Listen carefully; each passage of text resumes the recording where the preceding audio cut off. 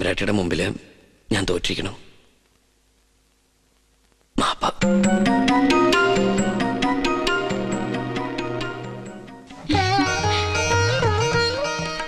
എന്റെ മോക്ക് മുത്തച്ഛന്റെ സമ്മാനം.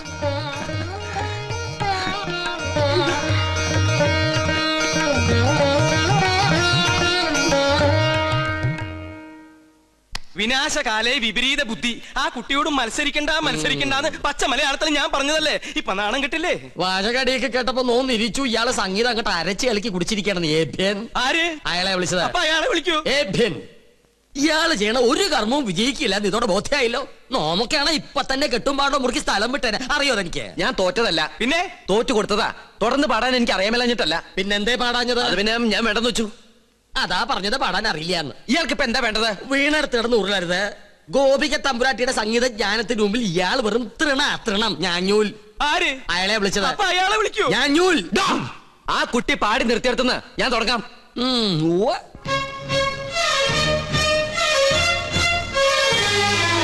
ജം തജം തത്തക്കിട ജം തജം തത്തക്കിട തത്തരികിട ദിത്തരികിട ദം തരികിട നം തരികിട തത്തരികിട ദിത്തരികിട ദം തരികിട നം തരികിട തത്തരികിട ദിൻ തരികിട ജം തത്തരികിട ധിത്തരികിട ജം തത്തരികിട ധിത്തരികിട തിശ്രം.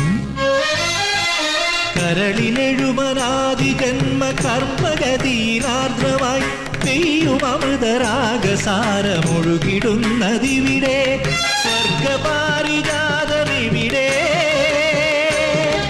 സ്വരവസന്ത മന്ത്രമിവിടെ സാവധാനധാരയിവിടെ.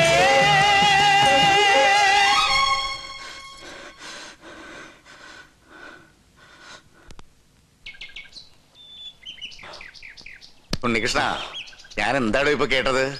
ക്ഷമിക്കണം, ഞാൻ അറിയാതെ. അറിയാതെയോ? അസലായിരിക്കണോ തന്റെ പാട്ട്? ഇത്രയൊക്കെ കയ്യിലുണ്ടായിട്ടും എന്തേ നേരത്തെ പാടിയില്ല? അത് പിന്നെ പറയടോ. ആ കുട്ടി തോറ്റാല് ഈ കൊട്ടാരം തോറ്റ പോലെയല്ലേ? ഗോപികയുടെ സന്തോഷമല്ലേ എല്ലാവർക്കും വേണ്ടത്? ആ കുട്ടിക്ക് നന്മയുണ്ടാവാനല്ലേ ഈ പൂജയും യാഗമൊക്കെ ചെയ്യാൻ എന്നെ കൊണ്ടുവന്ന്. ഞാനായിട്ട് ആ കുട്ടിയെ വിഷമിപ്പിക്കാൻ പാടില്ല. വലിയവനാടോ താൻ, ഈശ്വരാനുഗ്രഹമുള്ളവൻ. നന്നായി വരട്ടെ. അഹങ്കാരം കാണിച്ചതിന് ശബയ്ക്കൊന്നും ഭയം ഉണ്ടായിരുന്നു. എനിക്ക് സന്തോഷായി മുത്തച്ഛൻ. താൻ എന്താ വിളിച്ചേ? മുത്തശ്ശാന്നോ? മുത്തച്ഛൻ അത്ര. മുത്തച്ഛൻ ആരുടെ മുത്തച്ഛൻ? തമ്പുരാന്റെ കോപം അറിയോ തനിക്ക്? നാവടക്കുക. അടക്കി. അറിയാതെയാണെങ്കിലും ആദ്യമായിട്ട് എന്നെ നാവെടുത്ത് വിളിച്ചത് മുത്തശ്ശാന്നല്ലേ? ഇനി അങ്ങനെ തന്നെ വിളിച്ചാ മതി. ഞാൻ കണ്ടിട്ടില്ലെങ്കിലും തന്റെ പ്രായമുള്ള ഒരു കൊച്ചുമോൻ എനിക്കുണ്ട്. പേര് പോലും അറിയില്ല, ആരോടും ചോദിച്ചിട്ടുമില്ല. ഞാൻ പറഞ്ഞിട്ടില്ലേ കൊട്ടാരത്തിൽ നിന്ന് ഇറങ്ങിപ്പോയ ഒരു മകളെ കുറിച്ച്? അവളുടെ മകൻ. അവരെയൊക്കെ കാണണമെന്ന് തോന്നിയിട്ടില്ലേ മുത്തശ്ശന്? മോഹം ഇല്ലാണ്ടിരിക്കുവോ? ഒരു വശത്ത് സ്നേഹം തോന്നുമ്പോ മറുഭാഗം ചിന്തിക്കും. മനസാക്ഷിയില്ലാതെ വരുത്തി വെച്ച അപമാനം അന്നേരം എല്ലാം മറക്കും. ജാതിയുടെ മതിൽക്കെട്ടുകൾ പൊളിഞ്ഞു വീണ കാലം വരും. അന്ന് ഒന്നിക്കും എല്ലാരും. പക്ഷെ അന്ന് ജീവിച്ചിരിക്കുവോ?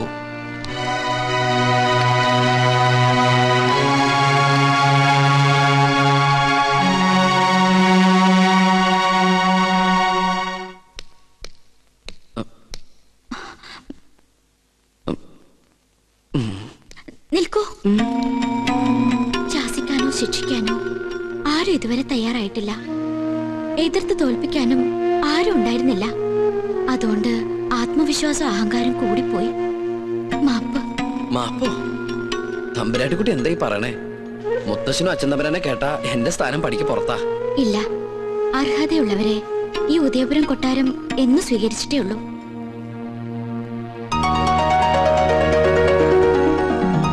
എന്റെ വിജയത്തിന് മുത്തശ്ശൻ എനിക്ക് തന്ന സമ്മാനം, ഇതിനുള്ള അവകാശം അങ്ങേക്ക് തന്നെയാ. ഇത് വാങ്ങണം. അയ്യോ, ഞാൻ വാങ്ങൊന്നുമില്ല. എന്തോ ചെറിയ തമാശ ഒപ്പിച്ചതിന് ഇത്രയും വലിയ സമ്മാനോ? സമ്മാനായിട്ട് വേണ്ടെങ്കിൽ എന്റെ ദക്ഷിണയായിട്ട് കരുതണം.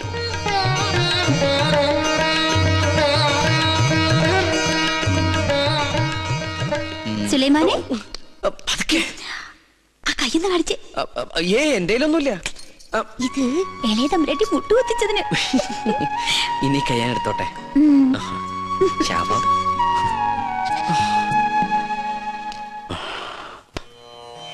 41 നാളത്തെ പ്രധാനുഷ്ഠാനങ്ങൾ. പ്രഭാതത്തിൽ ദിനവും ഗണപതി ഹോമം, ഭഗവതി സേവ. അതിനുശേഷം ദേവീ ദേവന്മാർ യാഗത്തിന് ഇഷ്ടഭാവത്തിൽ വരുന്നുവെന്ന് പ്രശ്നവശാൽ കണ്ടാൽ യാഗം തുടങ്ങാം. മനസ്സിലാവുണ്ടോ ഉണ്ണികൃഷ്ണൻ നമ്പൂരിക്ക്? ആ തിരുമംഗലത്ത് തിരുമേനി 21 പരികർമ്മികളോടൊപ്പം ഇങ്ങോട്ടേക്ക് പുറപ്പെട്ട് കഴിഞ്ഞു. സ്വീകരിക്കാൻ വേണ്ട ഏർപ്പാടുകൾ ഉടനെ ചെയ്യാം. ഒന്നിനും ഒരു കുറവുണ്ടാവരുത്. കോപത്തിൽ ദുർവാസാവിന് തുല്യനാ അദ്ദേഹം. പരിശോട്ട, ഈ തിമിംഗലം അല്ല, ഒന്ന് ചോദിച്ചോട്ടെ, ഈ തിരുമംഗലം തിരുമേനി എന്തെങ്കിലും തെറ്റണ്ട കോപിക്കൂ? ഇല്ല, ശപിക്കും. ആ ശാപം 7 തലമുറ നിലനിൽക്കും. മോക്ഷം കിട്ടില്ല. അതുകൊണ്ട് ഇപ്പൊ തന്നെ സ്ഥലം വിട്ടോളൂ.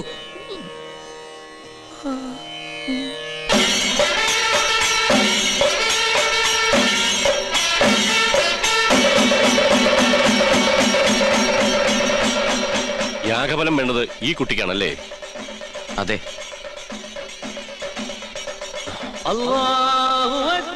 പഠിച്ചോനെ ഈശ്വരോ രക്ഷ. എഴുന്നേൽക്ക. മനസ്സർപ്പിച്ച് ഖുർആൻ പാരായണം നടത്തിയിട്ടുണ്ട് അല്ലേ? അത് അനുഗ്രഹിക്കാൻ കൈ ഉയർത്തിയപ്പോ വാങ്ങു മുഴങ്ങിയത് നിമിത്തം. ഒരു നമ്പൂരി ഖുർആൻ വായിക്കേ. മറ്റു മതങ്ങളെ അനുകരിക്കാതിരുന്നാ മതി. പഠന വിഷയമാക്കുന്നത് തെറ്റില്ല. ജ്ഞാനം കൂടും. എന്താ പേര്? ഉണ്ണികൃഷ്ണൻ നമ്പൂതിരി. കേട്ടിരിക്കണു? ആണോ? ഇത്ര ചെറുപ്പത്തിലെ പുണ്യകർമ്മത്തിന് ഗുരുസ്ഥാനം ചെയ്യാൻ ഭാഗ്യം കിട്ടിയവൻ. കൊള്ളാം. നിന്നെ എനിക്ക് ബോധ്യായി. എവിടെയാ യാഗസ്ഥലം?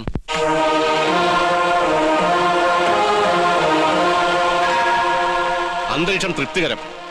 എങ്കിൽ ഉണ്ണികൃഷ്ണൻ ഗണപതി ഹോമം തുടങ്ങട്ടെ. അറിഞ്ഞിട്ട് വേണ്ടേ ഹോമം തുടങ്ങാൻ? ഏയ്, ഗണപതി ഹോമം അറിയാൻ നമ്പൂരിമാർ ബ്രാഹ്മണ കുലത്തിൽ ഉണ്ടാവില്ല. വിട്ടി അങ്ങോട്ട് നീങ്ങിയേക്കൂ. ആ തുടങ്ങാ. എനിക്കതിന് കഴിയില്ല. ഇപ്പൊ എങ്ങനെ? 101 യാഗങ്ങള് പൂർണ്ണതയിൽ അനശ്വരമാക്കിയ തിരുമംഗലത്ത് നമ്പൂതിരിയുടെ സാന്നിധ്യത്തിൽ ഒരു യാഗത്തിന് തിരികൊളുത്താൻ മാത്രം അഹങ്കാരിയല്ല ഞാൻ. ജ്യോത്സ്യ പ്രവചനത്തിന് വിഘ്നം വരുത്താതെ ഞാൻ അങ്ങയുടെ സമീപത്തിരുന്നോളാം. അങ്ങ് തന്നെ കർത്തവ്യത്തിന് തുടക്കം കുറിക്കണം. എന്നെ അനുഗ്രഹിക്കണം.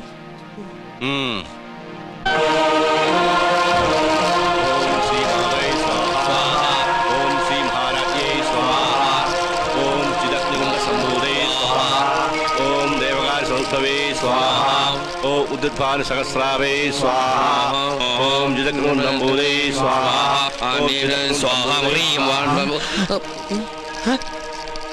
മന്ത്രം ചൊല്ലിയിൽ പെഴ വെച്ചിരിക്കണു. അങ്ങോട്ട് മാറി നിൽക്കുക. അദ്ദേഹം പറഞ്ഞത് കേട്ടില്ലേ? എണീറ്റ് പോവാ. അശ്രീകരെ ഇറങ്ങി പോവാ. യാഗത്തിന് ശേഷം കുടുംബത്തിൽ സകല ഐശ്വര്യങ്ങളും ഉണ്ടാകുമെന്നതിനാൽ ക്ഷുദ്രശക്തികൾ അതിനെ തടസ്സപ്പെടുത്താൻ ശ്രമിക്കും.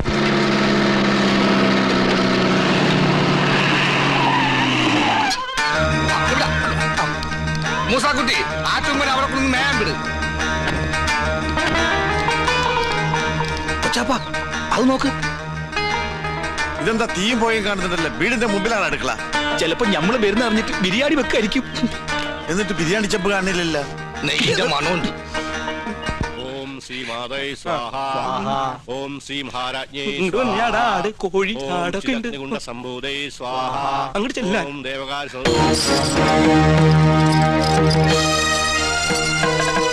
അവിടെ കുറ്റിയടിക്ക്.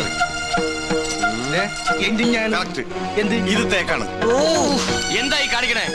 മാറിക്ക്. അന്യജാതിക്കാരി കൊട്ടാരം കാലുകുത്താൻ പാടില്ല. ഇവിടെ ഒരു പുണ്യകർമ്മം നടന്നുകൊണ്ടിരിക്കുക.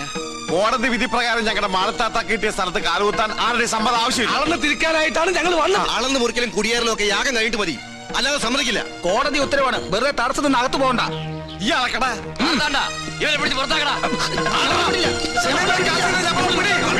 വേണ്ട ശ്രീകണ്ഠ, അവര് വിധി നടപ്പാക്കിക്കോട്ടെ. വരിക. നടന്നോ. ബിരിയാണി റെഡിയായി നോക്കാം.